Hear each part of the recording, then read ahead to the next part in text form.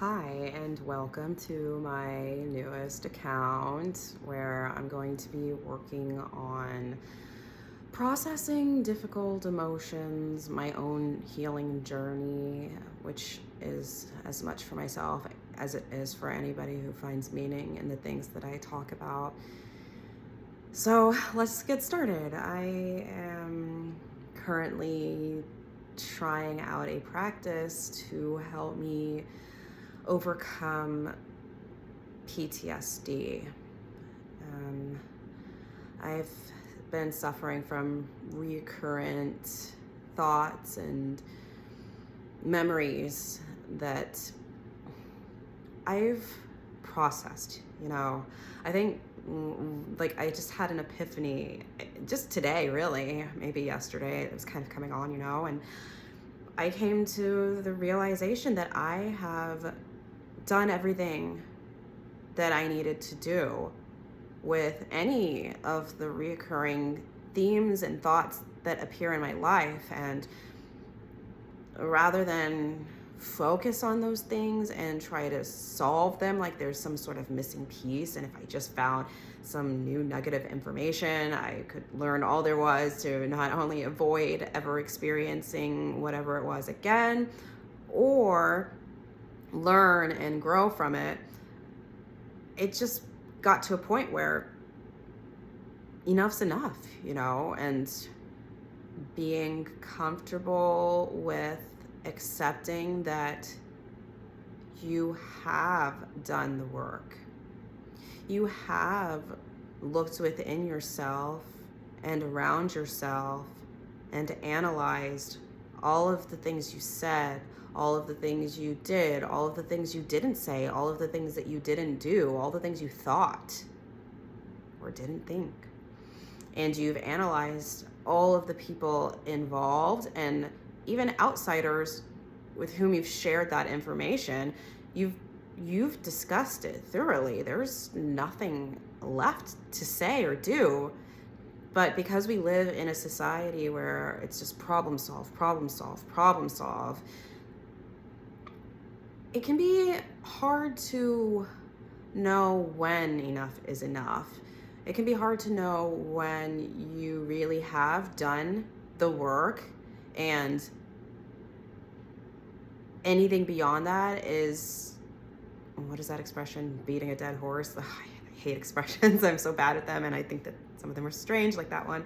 It becomes a point where I actually pictured like whacking a dusty carpet instead, or whacking a carpet that you think is still dusty and there's no more dust. You've whacked it all off. It's all gone. But you're staring at this carpet and you're thinking to yourself, there is something more that needs to be done. I haven't done enough. And especially when there's so much content online that actually focuses on like digging deeper into your issues and, I don't know, healing your inner child, or avoiding facing difficult circumstances. There's a lot that focuses on people who are avoidant by nature, people who don't want to think about it, who want to distract themselves. And to be fair, there is a bit of that too. There's the push to do and problem solve, and there's also the push to distract. So you're being pulled from both sides of this coping mechanisms, really. So what do? Are you going to avoid? Are you going to doom scroll online, play video games, binge watch shows, or are you going to drink or use drugs, or eat a bunch or not eat a bunch, or, go work out a whole bunch and do all this stuff to make yourself feel better, but not actually look at the things that were causing you to feel discomfort in the first place? Because that's all I see. Like, that's all I see talked about online with these types of things. Or, which is what I tend to do, are you going to hyperfixate on the problem research the heck out of it. It's like you can't get enough information. And sometimes you'll get information that makes you feel like, wow, I feel like I know everything. Like I get a clear picture of everything I need to know. And then there's that nagging self-doubt saying, are you sure? Are you sure you've really done everything that you need to do? There could be more. What if there's more? Oh, gosh. So instead, you kind of keep going down rabbit hole after rabbit hole, and you're reinforcing the belief that you need to do more. And that doesn't just pertain to whatever situation is really causing you stress. You're conditioning your brain. You're conditioning your brain to overthink and problem solve and feel dissatisfaction even if you've done so much. It's never ending. Meanwhile, if somebody's avoiding everything and they don't want to think about it anymore because they've barely thought about it, they don't want to do the inner work, they don't want to really look inside themselves and look at their actions and everything they've done and all the people around them. They don't want to challenge whatever thoughts they already have that led to the situation. They just want to run away and avoid. That is totally different. But if you're like me and you hyperfixate and you think that you need to do more, you're not avoiding or running away from anything when you have done as much as is humanly possible to understand your position and whatever you went through. And there comes a point where you have to accept that you have done everything. Now, I know this was a bit of a long introduction. I'm probably going to make another video that's separate because I had tried everything, I tried working out. I tried getting into new hobbies. I tried making music, focusing on parenting, focusing on cleaning, taking a break from work, trying to get back into work, seeing friends, contacting family, seeing a new therapist, seeing my old therapist, getting a life coach, meditating. I tried all of those things, and and also going to the river and just kind of soaking in the cold water, which did help. And the things that did help somewhat tipped me off to what I really needed to do to help myself overcome difficult situations. And it became clear that I'm really just stuck in fight or flight or freeze mode. And I need to implement strong and consistent habits to negate the old ones. Different types of meditations, not just whichever ones I've always used, because those ones, for whatever reason, they're not doing it for me. Listening to podcasts, getting back into spirituality, because I was still meditating, but finding the magic of spiritualism again in everyday life is something that I am working on bringing back into my life. And sorry, I've been doing a lot of talking and I don't keep track of my thoughts that well. What I'm trying to say is that after a point, we have to come back into regulating our nervous system. And I was going to say come back into our bodies, but that was a practice I absolutely tried. And like I said, going into the river did help that. It was actually the cold water helping get my body out of the sympathetic nervous system, and it helped reduce the fight or flight feeling. So knowing that, I looked up podcasts on Spotify because I've made a habit out of gaming a lot lately, which is my one of my ways of escaping. And I would say that I've progressively started using it more and more as a tool, because I came to the point where I do need to avoid. I do need to not think about the things that are stressing me out. I need to have a break from those things, because it's not doing me any good to think about the situations anymore. I've thought about the situations. What I want now is peace. I want to no longer let those situations hold me back. I don't want them popping up in my head every 10, 20, 30 minutes. And every time I feel like I need to tackle a situation, it just reinforces thinking about the situation in the first place. So one of the first things I started doing when I realized that I really just need to not think about this stuff anymore is the gaming. So I put on podcasts, because I realized gaming alone isn't going to do anything for me. It's a distraction, but I'm actually not here to distract myself. I'm here to move forward while giving my brain a break.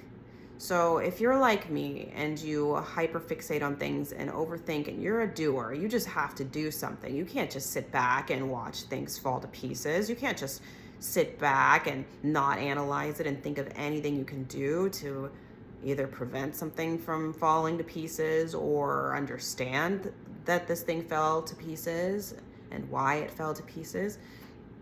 If you're like that, then you still need to do something. But what you do really matters. So I put on some podcasts the other day, and I just stumbled upon one where the speaker mentioned the container method, and I had heard about it before, but I don't know where I had heard about it. But for whatever reason, it really resonated with me this time around. And I realized that compartmentalizing the thoughts, putting them in a container and saying, not now, now is not the time, and then focusing on what I do want to focus on or need to do, is a pretty good strategy for someone like me. So I started that, and I pictured a container. That's where I put whatever I'm feeling and thinking, and I closed the lid on the container and put it away. For me, the thing that came up in my mind was kind of like a thermos, like a Yeti thermos or something like that, with the screw. Anyway, so I actually pictured that, and then I realized it's kind of like a time capsule too. Like, I'm gonna bury this sucker, and it's gonna go under the ground, and it might wiggle and wobble and try to unscrew itself, but every time I notice, I'm gonna be like, nope, you're gonna stay down there until I am ready for you, until it actually benefits me to look at you again. And if I do that, that gives me the space to have a better understanding of my situations. Because if I'm hyperfixating on these situations over and over and over again, it's like I've got what's it called? I've got a magnifying glass, and I'm just like searching everything possible, trying to figure out, pick up all the pieces and solve the mystery. And I knew, and I've been telling myself this because I had also journaled, like when journaling was one of the things I've been doing a lot. And I wrote down that fixating on these things prevents me from having the insight that I actually need. It's kind of like, it's ironic. It doesn't actually do what you think it's going to do. And that my mind is going 1,000 miles an hour, but my body has its own process, and I cannot rush my body's ability to, what would you even say, just like intuitively understand what happened to it. The body moves at a completely different rate than the mind. It has a complete different viscosity. So knowing that wasn't enough either. Like, I knew it, but what am I going to do? I need tools, I need methods, I need strategies. And I'd mentioned it to therapists, and they just kind of like looked at me like, I don't know. I need strategies. Give me something, something. I had to find it myself. And I'm glad I did, because your mind needs to be in a symbiotic relationship with your body and your spirit, which is another element entirely. Right now, it's kind of like Maslow's hierarchy.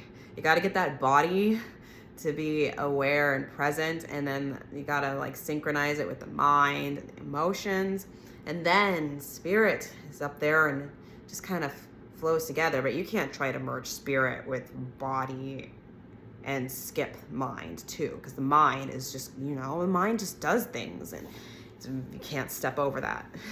You can, dancing is a pretty good way to like combine the body and spirit without mind, but of course, like I said, like the mind's still gonna just like find its way back in, unless you are mindful and aware of when your mind is fixating on these things and saying, not right now, now is not the time. And for me, one of the practices I also have to do is like sometimes when I realize I'm still thinking about the thought, I can kind of feel upset or frustrated or disappointed. And this does tie back into a lot of meditation practices that I have done. And the goal is to be mindful of the fact that you're thinking these thoughts without judgment. And then, like, I did that part. Like, I already knew that part. But the part that I did not do was the container method, where I'm aware of these thoughts and I'm going to put them in a container, and I'm going to choose to open them up at a later time. Okay? I have done meditations where you are doing all kinds of exercises to be aware of the body and mind, breath work, chanting, singing, movement. And you become aware of the thoughts, you let the thoughts pass, and you just let them go. Like, I always heard that, let them go, let your thoughts just be. Come back to the body, come back to what's happening here and now.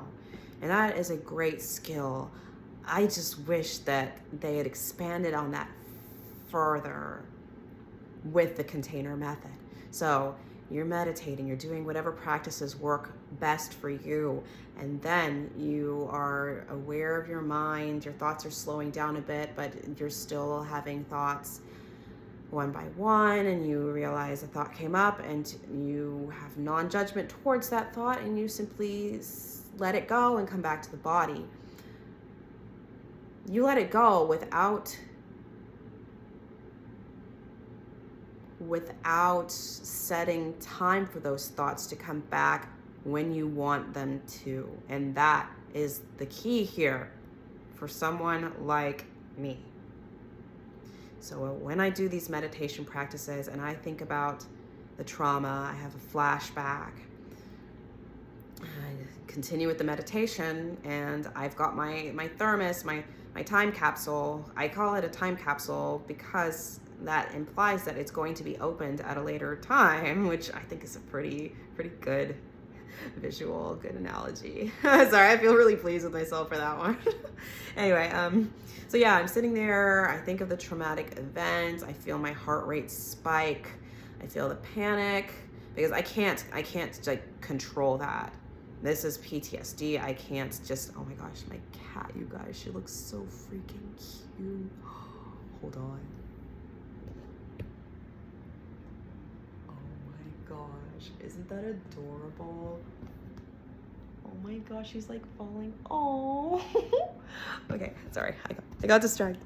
I got distracted by the cuteness. Anyway,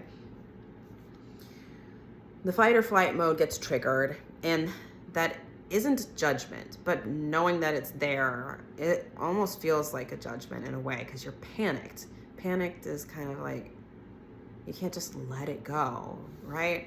So I do still need to work on some sort of strategy for that, maybe, or I do have a couple actually that I can share if nobody's gonna watch 25 minutes of this. Anyway, but yeah, so I picture the thermos and I put the thoughts in there. I actually implemented another meditative practice, some pranic healing, where you're like cutting cords. I am picturing like salt and lavender, calmness.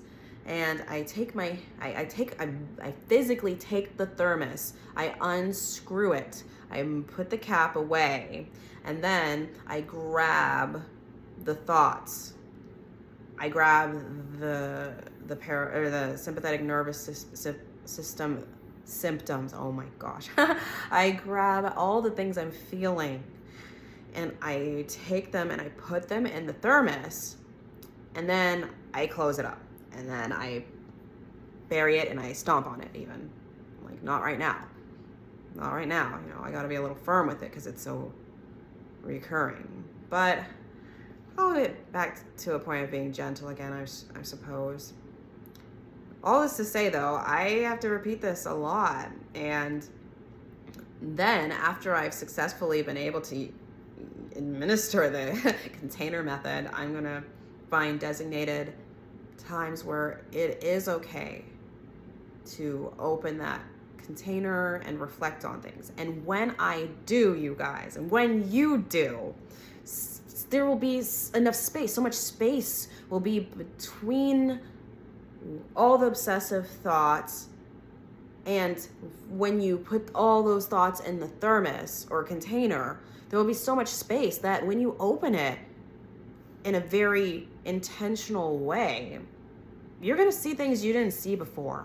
You're going to think things and feel things that you didn't think or feel before.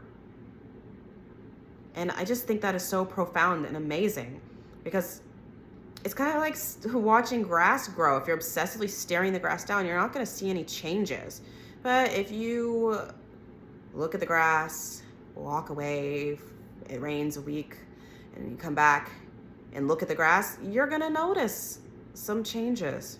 So not to say that trauma or unhealthy situations are blades of grass, but you get my point, which is our minds need a break from the thinking. We can't just hyperfixate on these things.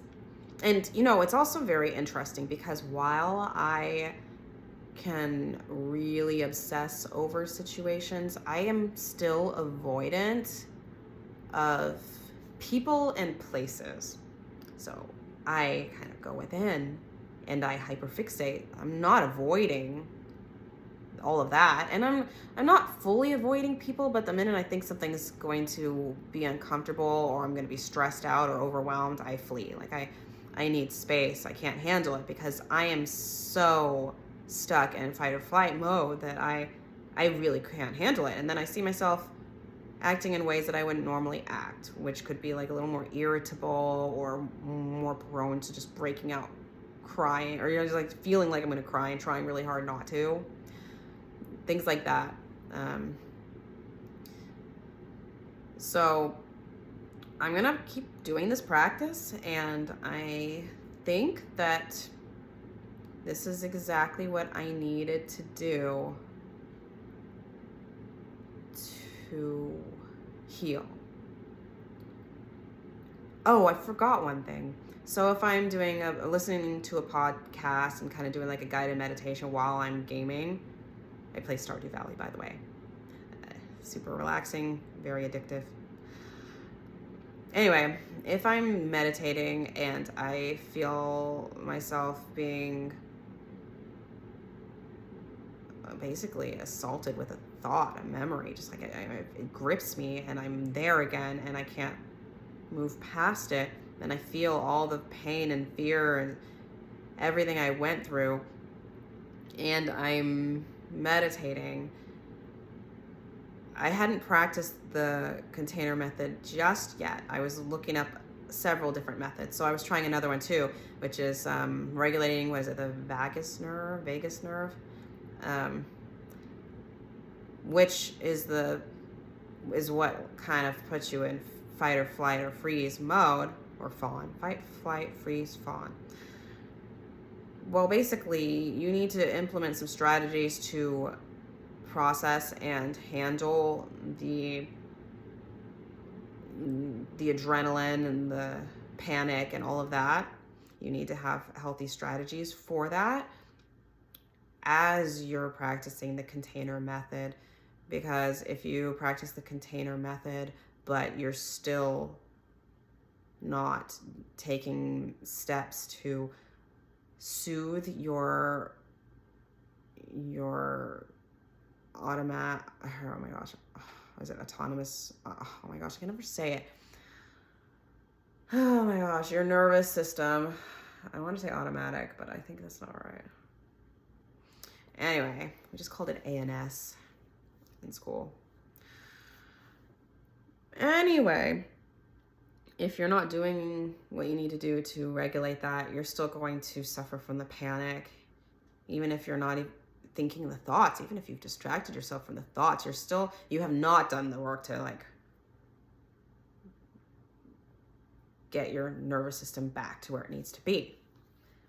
In fact, the overthinking and everything is just kind of fueling the production of cortisol and all of that. So, one thing I have been practicing to soothe it, unbeknownst to me, was going to the river and putting myself in cold water. Temperature therapy is a big thing that works. I was even sitting in the hot car and it was like 100 degrees outside. I didn't know that was also another form of therapy. I mean, one of my coaches was like, maybe you're either punishing yourself or you're using heat therapy and don't even know it. It was probably both, if I'm honest, because I hate the heat. I would never in a million years choose to just sit in a hot car for like an hour, but I was.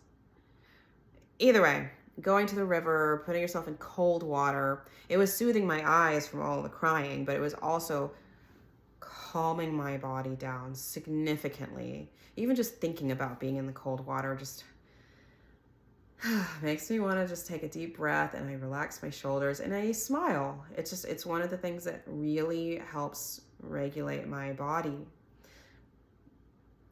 But I need more than that, like that was a practice, and now that I'm aware of it, I actively practice it.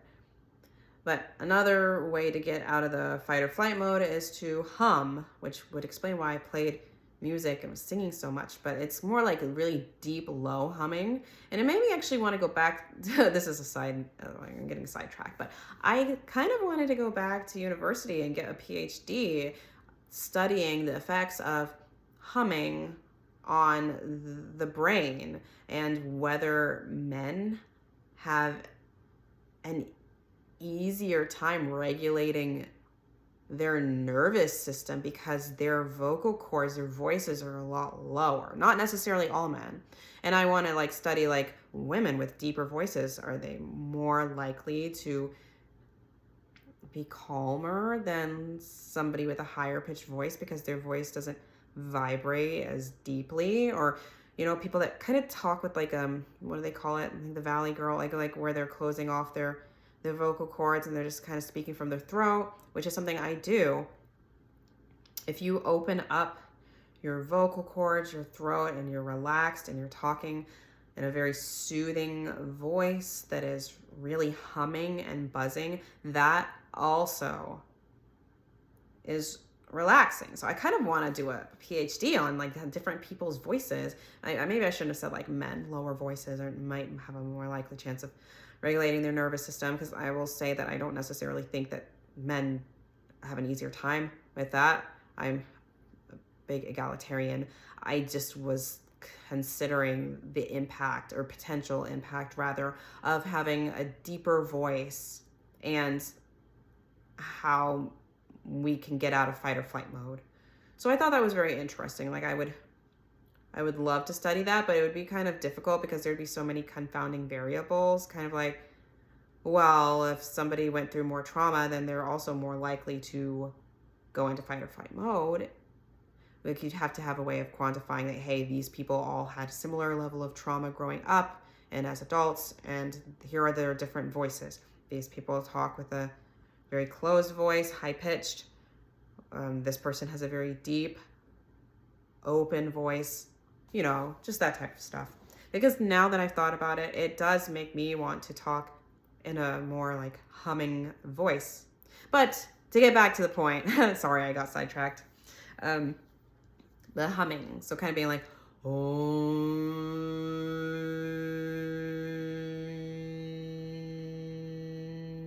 It's like meditation, yes, but there's also science behind this. This isn't just something that you do when you're just some like hippy dippy person, okay? You do the humming, it's like it actually helps regulate your nervous system.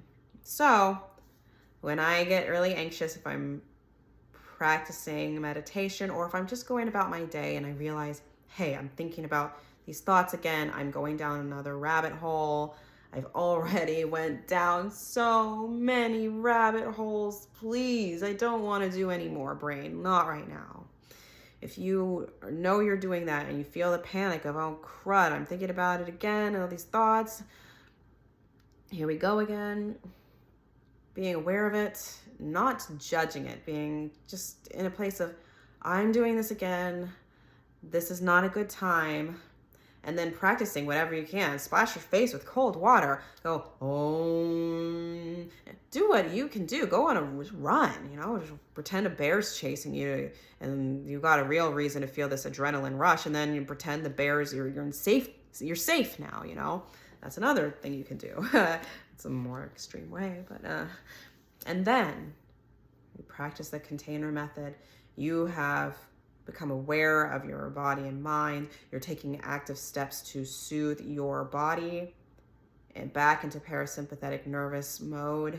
And now you are taking steps to protect your mind by putting the thoughts that are not serving you or are no longer serving you into a container for another time. And to practice this as much as you need to. Anytime you're aware of the fact that you're thinking of something that you don't want to think about. And in time, if you're going through something really traumatic like I am, I believe that this will work. I believe that this might be what heals me.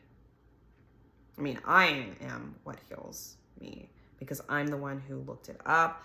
I'm the one who is practicing it, but these are the tools that I needed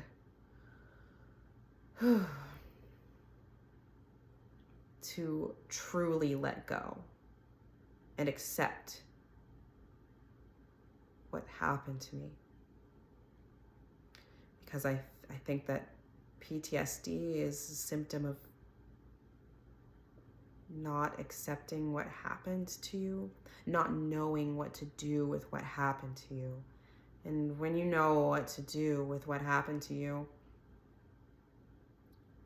it makes you feel like you have some control and you're not helpless and out of control. So this is what I've learned over the last few days. And if anybody has watched this and listened to me and really resonates with what you've heard, let me know, and maybe we can start like a group container method workshop or something. Wouldn't that be awesome to just like a couple times a week, or even like a 10-minute call every day and be like, hey, we're gonna just do a container method exercise where we're picturing whatever we're feeling and thinking, we're controlling it, we're opening the container, oh wait, I wouldn't do that every day. Sorry. First I was thinking of putting thoughts in the container, but then I was like, wait, actually, taking 5 or 10 minutes with another person to open that container could be immensely healing, which is probably something that I'm going to do. That's probably how I'm going to tackle really looking at these feelings and experiences again. Either way, my brain is fried from talking this much. So I'm gonna go. Bye.